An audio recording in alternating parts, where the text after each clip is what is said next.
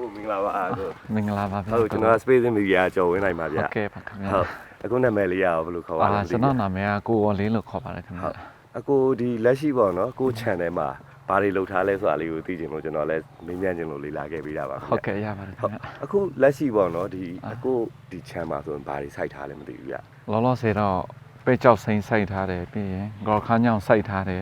ပြီးရင်မုံညင်းအညောင်ချိုးတဲ့ဟာစိုက်ထားတယ်စက်တော်နည်းနည်းစိုက်ထားတယ်ဗျာ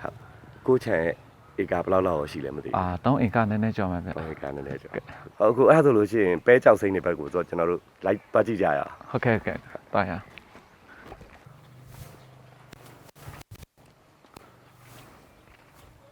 ဒါတွေကတော့ကိုဒါပဲကြောက်စိမ့်တွေပေါ့ ဟုတ်တယ်ကိုဒါပဲကြောက်စိမ်းအပင်တွေပေါ့ အခုဒီ site ထားတဲ့ဟာဆိုလို့ရှိရင်ဒါကိုဗနှစ်ဧကလောက် site ထားရတယ်မသိဒီပဲခင်းဆိုရင်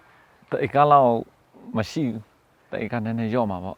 ဒီပဲကြောက်စိမ့်ရပါတော့ဘယ်ရာသီတွေမှာစပြီးဘယ်ရာသီမှာ site လို့ရတာလဲပေါ့နော် ဒီကောင်ကြတော့ဟာပေါ့17လပိုင်းလောက်မှပဲနိုဝင်ဘာလောက်မှပဲအဆင်ပြေမှာဒီကောင်ကဟာမိုးများတော့မကြိုက်တယ်မိုးများရင်ဒီကောင်စိုက်တော့အဆင်မပြေ အဲ့တော့17လပိုင်းလောက်စပြီးတော့သူ့ site တဲ့အချိန်ကနေစပြီးတော့ဒီသူ့ပဲတီးတဲ့အချိန်ဒီကြတော့အချိန်ကာလဘယ်လောက်ထိကြာလဲမသိဘူး အလုံးစုံ4လပေါ့4လတော့ကြာတယ် အဲ့ဆို4လဆိုအတီးတီး 4လဆိုအတီးတီးပဲဟုတ် ဒီ ကဲ့ ပဲတောင်စိမ့် site ဖို့ကြတော့လဲကျွန်တော်တို့ပထမဦးဆုံးဆက်အနေနဲ့မြေကြီးကိုကြတော့ဘယ်လိုသူကပြုတ်ပြင်ပေးရလဲပေါ့နော်ဒီအပင်ကြိုက်ဖို့လို့အတွက်ဒီပင်အကောင်းဆုံးဖြစ်ဖို့အတွက်ဆိုရင် ဒီကောင်ကြတော့ဟိုဘယ်လိုပြောမှာတော့တီးနံပင်တိတ်ထက်လို့မရအော်ထက်လို့မရအောင်ဒီကောင်ကြတော့ဟိုတီးစားပင်ဖြစ်တဲ့အတွက်နော်ဥမာခန်းချင်တီးတို့ဘာလို့စိုက်ပြီးဒီကောင်စိုက်ပြီးဆိုရင်ဒီကောင်တိတ်မဖြစ်တော့ဟိုမုံညင်းတို့ဥစားခါချက်တို့ဒီကောင်တွေစိုက်ပြီးတော့နော်မြေကိုပြန်ပြီးတော့ထဲပြီးတော့ခုနပြောတယ်လို့ကျွန်တော်တို့ကကြတော့ဒီညက်ညက်ချီအောင်လေးနော်ဒီမျိုးထဲပြီးမှပဲဟိုမြောင်းချစ်ပြီးတော့နောက်ချီထည့်ပြီးဒီမြောင်းဖော်ပြီးဒီအစီကိုတစီချင်းချပြီးတော့အဲ့ပေါ်မှာမြေကြီးနဲ့ပြန်ဖုံးပြီးတော့အဲ့လိုတဆင့်ချင်းစိုက်ရတာဒီကောင်ကြတော့နော် ပြိုးပင်စပြီးတော့ပေးတဲ့အချိန်ကနေဆိုလို့ရှိရင်ကြတော့ဒီအပင်တွေစဖြစ်လာတဲ့အချိန်ကြတော့ရေကြတော့ဘယ်လိုပုံစံမျိုးပေးရလဲမသိဘူးဗျ စထည့်တော့ဒီကောင်ကမျိုးကအချောက်ဆိုတော့ပုံမှန်အဖြစ်တရက်တစ်ခေါက်နှစ်ခေါက်ပုံမှန်ရေချပေးတယ်ဒီပြိုးပင်ထွက်လာပြီးအညောင်လေးပါနည်းနည်းလေးထွက်လာပြီဆိုရင်တရက်ချတစ်ခေါက်အဲ့လောက်ပဲထည့်ရတယ်အခုဒီချိန်ရောက်ပြီဆိုရင်ဒီကောင်ရေတိတ်မချိုက်တဲ့အတွက်နှစ်ရက်ချလောက်မှတစ်ခေါက်လောက်ပဲရေချဖြစ်တယ်ပေါ့နော်ဒီကောင်ကြတော့ အဲ့ဆိုရှင်ဒီပဲကြောက်စိမ့်သီးနဲ့ကျွန်တော်တို့ရေလောင်းရကြတော့လဲနှစ်ရက်ချားတစ်ခါလောက်မှဆိုတော့နည်းနည်းရေတော့အဲ့လိုမျိုးပုံမှန်လောင်းမေးစရာမလိုတော့အဲ့လိုအလုပ်တစ်ခုတော့နည်းနည်းတက်တာသလိုသီးနှံမျိုးတော့ဖြစ်တာပေါ့နော် ဟုတ်တယ်အကို ကျွန်တော်တို့စိုက်နေတဲ့အချိန်မှာရောသူ့ဒီအပင်အတွက်ကြတော့လေဘလို့ပိုးမွှားအန်နေတွေကိုကာကွယ်ပေးရလဲဒီပဲပင်တွေဆိုလို့ရှိရင်ဘယ်ပိုးကအကြဆုံးဖြစ်လဲပေါ့နော် ပိုးအန်ဒီရကြတော့ဒီကောင်ကြတော့အဲ့လောက်မရှိဆိုတော့ဒီကောင်ကြဆောင်းတွင်းမှာပို့ပြီးတော့စိုက်ဆောင်းတွင်းပဲစိုက်လို့ရတဲ့အတွက်ဒီကောင်ကြတော့ပိုးကအဲ့လောက်ထိမကတ်ဘူးပေါ့နော်အခုနပြောလို့မူယောဂမူစေးနဲ့လိုက်ပြီးရုံတော်တော်အဆင်ပြေတယ်ဒီကောင်ကြတော့အဲနေပိုင်းလောက်မှာသွားစိုက်မယ်ဆိုရင်တော့မရအောင်ဒီကောင်ကြတော့ဟိုကြောက်တွေလေတအားတက်ပြီးတော့ပိုးတွေတအားကြတယ်ဒီကောင်ဆောင်းမဲ့စိုက်လို့ရတယ် ကျွန်တော်တို့စိုက်တဲ့အချိန်ပါပေါ့နော်ဒီအပင်ကိုစပြီးစိုက်တဲ့အချိန်ဆိုလို့ရှိရင်ဒီတဲ့အချိန်ကြီးလှုပ်သားရဲ့ကြတော့ဘလို့လှုပ်သားမျိုးအဓိကလိုအပ်မလဲမသိဘူး အနိကဒီကြည့်ရှုမဲ့သူတယောက်လောက်ရှိရင်ဟိုအဆင်ပြေတာပေါ့နော်ဒီပေါင်းနှုတ်ပါနှုတ်ကြတော့လဲဟိုစိုက်ပြီးတော့တလားလောက်မှတစ်ခေါက်နောက်တလားလောက်မှနောက်တစ်ခေါက်ဆိုရင်ဒီကောင်ပြီးသွားပြီဒီကျူတန်းပေးတာလောက်ပဲနည်းနည်းဟိုလက်ဝင်တာပေါ့ ပဲထွက်လာပြီဆိုလို့ရှိရင်ရောကိုရိုးနေနဲ့ဒီစိုက်ခင်းကထွက်တဲ့ပဲကိုဘလို့ပြန်ပြီးအသုံးချရလဲမသိဘူးဗျ ဒီစိုက်ခင်းကထွက်တဲ့ဒီဖက်နည်းနည်းကောင်းတဲ့ဟာနော်ဒီလိုမျိုးထူတဲ့နေရာမှာဆို4-5ပေါင်လောက်ဆိုမျိုးခြံလိုက်တယ်မျိုးခြံပြီးတော့ဒီမျိုးကိုအချောက်အောင်လုပ်ပြီးတော့တင်လိုက်တယ်ပေါ့နော်ကျန်တဲ့ဟာကျတော့ဒီဈေးတန်းမှာပဲဒီတိုင်းပွဲစားစီမှာပဲတွင်းဖြစ်တာများတယ် အဲ့လိုတွင်းတဲ့အခါမှာရောဒီပြန်ပြီးတော့ဒီပဲထွက်လို့ကိုကြောင်းနဲ့ဝယ်တဲ့အခါမှာရောဒီဈေးနှုန်းနေထားရကြတော့ဒီစီးပွားရေးအရာရောတွက်ချေကြိုက်လားပြီးရင်ဒီဘလို့ဒီဈေးကတ်တဲ့ကိုဖြတ်တဲ့အခါမှာအခုအနေနဲ့ဘလို့အခက်ခဲတွေကြုံလာလဲပေါ့အဲ့ဒါလေးလည်းကျွန်တော်ပြောပြပေးပါ တွက်ချေကြိုက်လားဆိုတော့ဒီဈေးကွက်ဒီကောင်းကြတော့ပုံမှန်မရှိဘူးเนาะအခုဒီချိန်ထွက်မယ်ဆိုရင်တော့ဈေးကောင်းတာပေါ့တွက်ချေကြိုက်တာပေါ့ဒါပေမဲ့ဟိုဒီအရွယ်ထွက်မဲ့အချိန်ကျဈေးကဘယ်လိုလာမလဲမသိဘူးသူကဈေးကွက်မတည်ငြိမ်မှုတွေချောင်းနေလားအဲ့လိုမျိုးဈေးကွက်ပုံမှန်မရှိဘူးပေါ့ဒါပေမဲ့ဒီကောင်းကြတော့ဟိုလိုအယောင်လို့မရတဲ့ကုန်ထဲမှာတော့မပါဘူးသူကဟိုကုန်6ထုတ်လို့ရတဲ့အတွက်လေအဲ့လိုမျိုးတော့ရှိတယ် အဓိကတော့ဒီတီးနှံရဲ့ဟာကျတော့ဈေးကွက်မတည်ငြိမ်တဲ့ပြဿနာလေးတော့လည်းရှိ အဲ့ဒါလေးတော့ပြဿနာရှိတယ် တီးနှံကိုဒီစိုက်ခင်းကနေပြီးတော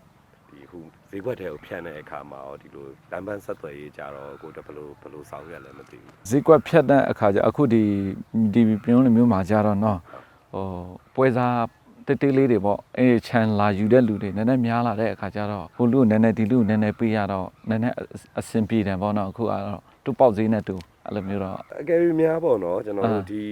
ီချန်အားထွက်တဲ့ဟာကိုပွဲသားတွေကိုတစ်ဆင့်မရောင်းမဲနဲ့တကယ်မာကတ်ဒီအကြီးကြီးကိုဓာတ်ရိုက်ရောင်းလို့ရမယ်ဥပမာအဖြစ်ကျွန်တော်တို့ပြင်ဦးလွင်ဆိုလို့ရှိရင်အဓိကမာကတ်ကတော့မန္တလေးလားမသိဘူးကျွန်တော် ဟုတ်တယ်မန်းလေးအဲ့တော့မန္တလေးကိုသာအကိုတို့ဓာတ်ရိုက်ရောင်းလို့ရမယ်ဆိုလို့ရှိရင်ဒီဈေးကပိုပြီးရလာနိုင်မလားဒါမှမဟုတ်လို့ရှိရင်ဒီတိုင်းပဲဖြစ်နေမလားဆိုတာပဲဘယ်လို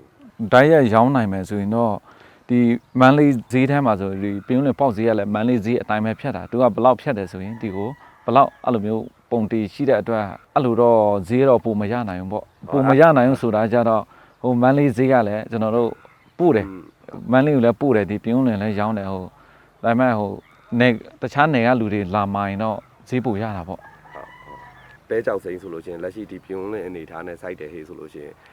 ဈေးကွက်ထဲကိုဖြန့်မှုကလည်းဒါဆိုလို့ရှိရင်တော်တော်လွယ်တဲ့အနေထားပဲပေါ့ ဟုတ်တယ် လာဝဲတဲ့ပွဲသားကိုအပ်လိုက်တာနဲ့လည်းတခါလေးရောင်းလို့ရတယ်ဆိုတော့ဖြန့်တဲ့အခါမှာလည်းကတိလင်နာမနိုင်ဖ ೇನೆ ဒီရောင်းလို့ရတဲ့အသီးနှံမျိုးတော့ဖြစ်တာပေါ့နော် ဒါပါဒါဟုတ်ကဲ့ဟိုဘက်မှာကောခန်းညစိုက်ခင်းရှိတယ်အဲ့ဘက်တစ်ချက်လောက်သွားကြည့်အောင်နော် ဟုတ်ကဲ့သွားကြည့်ရအောင်လေး โอเค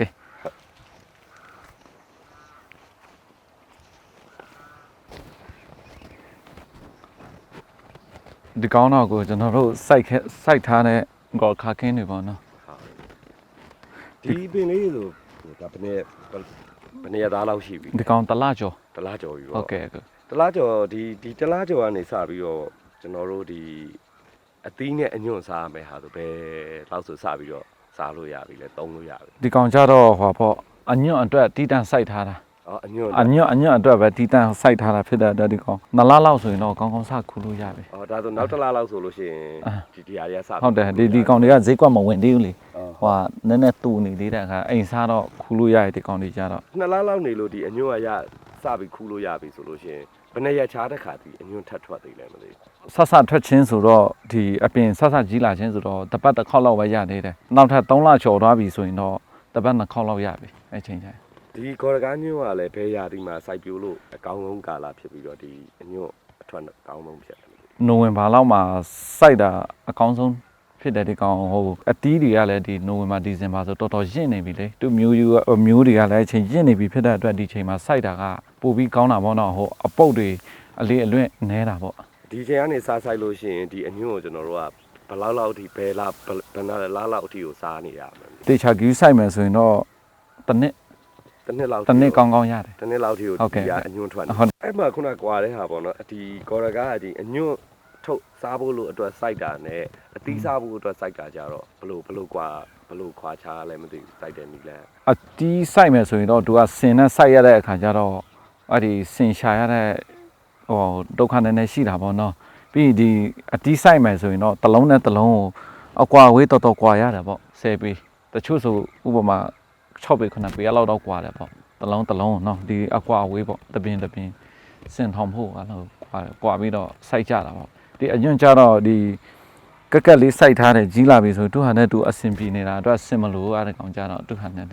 ကော်ရကားစိုက်ဖို့လို့အတွက်ကြတော့လေဒီမြေကိုကြတော့ဘလို့မြေအမျိုးအစားနဲ့မြေကိုဘလို့ပြုတ်ပြင်ပေးရလဲမသိဘူးသူ့ကိုစပြီးစိုက်တော့မယ်ဆိုလို့ရှိရင် ဒီကောင်တွေကြတော့ဟိုလိုမျိုးထွမလို့ဒီမြေကိုနော်တစ်ခါထည့်ပြီးတော့ဒီချင်းဖောက်ပြီးတော့နောက်ချီးလေးအုပ်မယ်ပြီးရင်မျိုးထည့်ပြီးတော့စိုက်မယ်စိုက်ပြီးတော့လည်းဒီကောင်ကြီးတန်းဖြန်းเสียမလို့ရေမဖြန်းနိုင်သေးဘူးဆိုရင်တစ်ပတ်နှစ်ပတ်လောက်ထားလို့ရတယ်သူဟာနဲ့သူပေါ့နော်အဲ့လိုမျိုး မျိုးစေးကြတော့အကိုတို့ဒီစိုက်တဲ့မျိုးစေးကိုကြတော့ဘလို့ရရှိလဲဘလို့လုပ်လဲမသိဘူး မျိုးရဖို့လား ဟုတ်ကဲ့ ဒီမျိုးရဖို့ဆိုရင်ကျွန်တော်တို့ကြတော့ဝယ်လိုက်တာဟိုသူတို့ဟိုအတီးစိုက်တဲ့လူစီကနော်အဲ့လိုမျိုးမှာပြီးတော့တခါတည်းဟို order ချိတ်ပြီးတော့ဝယ်စိုက်လိုက်တယ် ဝယ်ပြီးတော့နောက်ပိုင်းဒီကိုကဒီကစိုက်ပြီးသွားပြီဆိုလို့ရှိရင်ကို channel ကနေရောမျိုးပြန်ပြီးတော့ယူတာတွေပါရောလောက်တာမသိဘူး အဲ့လိုမျိုးကြတော့မလုပ်တော့ဘူးဗျမလုပ်တော့ဆိုတာဒီကောင်းကြတော့အညောင်စားဖို့စိုက်ထားတဲ့အတွက်အတီးစားဖို့ဆိုရင်သူကငယ်ကလေးကနေမခူးရတော့တော့3လပိုင်းလောက်ကတည်းကစိုက်လိုက်မှသူကဟိုနိုဝင်ဘာဒီဇင်ဘာလောက်မှသူကအတီးတီးတာဆိုတော့အဲ့ချိန်မှာကောင်းကောင်းရတာ အဲ့တော့ကျွန်တော်တို့အညွန့်မဲ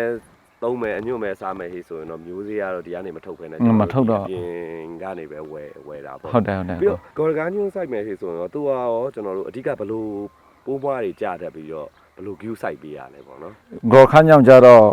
ဒီကောင်ကြတော့ဆေးဖြန်းစရာမလိုပိုးမွားလည်းမကြအောင်သူကဟိုတဘာဝခံနိုင်တဲ့အတွက်တော့သူအပြင်ကခံနိုင်တဲ့အတွက်ဒီကောင်ကြဆေးဖြန်းစရာမလိုဒီမီဩဇာတို့နည်းနည်းလိုက်ပေးအောင်ပဲချက်ချီတော့နောက်ချီတော့တခါလေကြိုက်နိုင်ထူတို့ပါတော့ပေါ့အဲ့လိုမျိုးအပြင်အနေဒါပေါ့ကြည့်ပြီးတာ သူ့အတွက်လိုအပ်တဲ့မြေရော အေးသူတို့ကလိုအပ်တဲ့အာဟာရဓာတ်တွေပဲပေးနေအောင်ပါ ရေကြတော့သူကဘလို့ပုံစံမျိုးလောင်းပေးရလဲမသိ ဒီကောင်ရေကြိုက်တဲ့အတွက်ဒီကောင်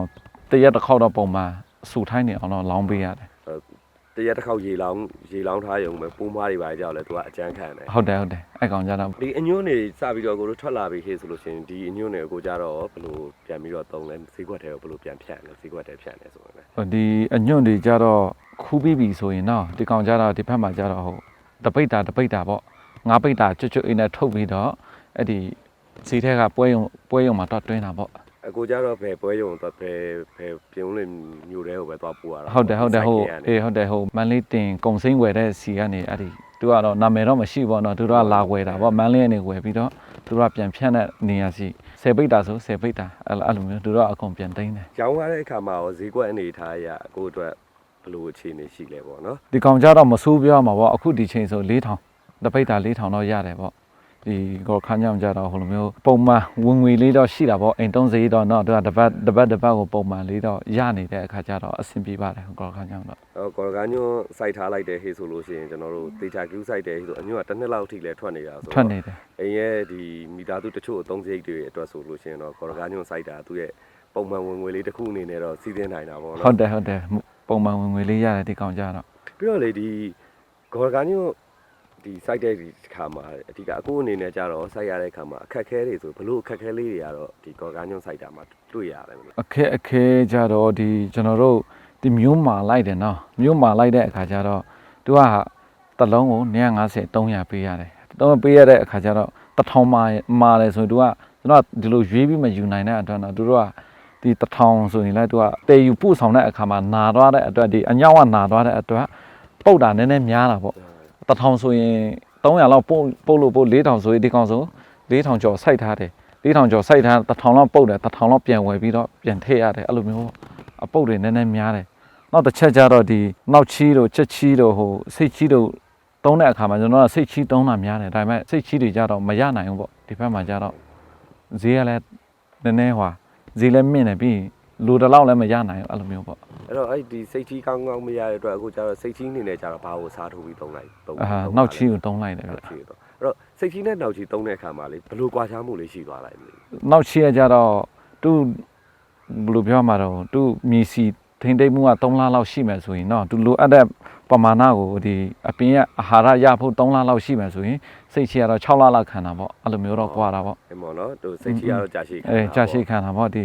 နောက်ချီရကြတော့အဲ့လောက်မခံဘူးပေါ့ အဲ့တော့ဒီခုနပြောတဲ့အကူကြုံနေရတဲ့ဒီမျိုးတွေဝယ်တဲ့အခါမှာအသီးတွေပုတ်တာတွေ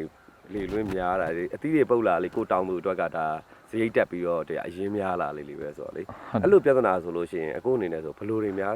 ဆောင်ရွက်လိုက်တဲ့ဟေ့ဆိုလို့ရှိရင်အဆင်ပြေသွားနိုင်တယ်လို့ထင်တယ်မသိ ကိုယ်တိုင်ခြံရှင်နဲ့တော့ဓာတ်ရိုက်အဲ့ဒီကျွန်တော်တို့